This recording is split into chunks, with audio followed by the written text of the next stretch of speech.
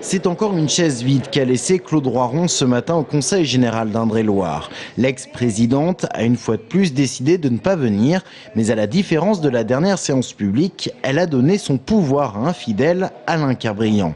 Claude Roiron souhaitait obtenir la présidence de Val Touraine Habitat ou du SDIS. Marisol Touraine lui avait proposé une vice-présidence, proposition qui tient toujours actuellement, mais que Claude Roiron refuse. Alors quand ce matin il a été question de la désignation des élus dans les instances de l'habitat et des pompiers, les roironistes se sont abstenus.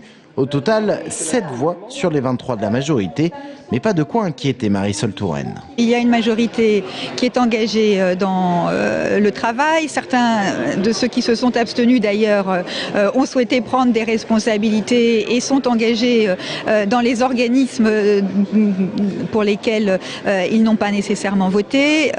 Moi, je constate que le climat est apaisé, que le climat est bon et que nous travaillons de façon positive.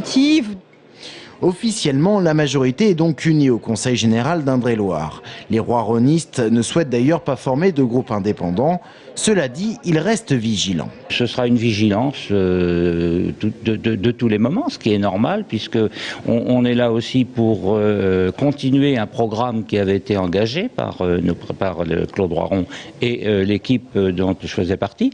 Et il est tout à fait normal que l'on puisse continuer à veiller à ce que ce programme puisse s'appliquer et à ce que les choses évoluent dans le même sens. Bon, ensuite on verra s'il y a sur des dossiers où nous devons marquer notre différence, on expliquera.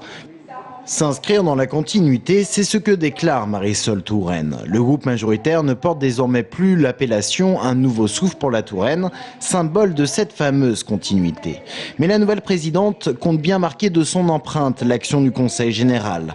Elle a ainsi décidé de lancer un grand chantier sur la relation des services départementaux au public. Autre dossier, les collèges. Marisol Touraine ne parle plus de fermeture pour l'instant. Elle lance une grande concertation et ce n'est qu'après que les décisions seront prises sur les fermetures et les investissements.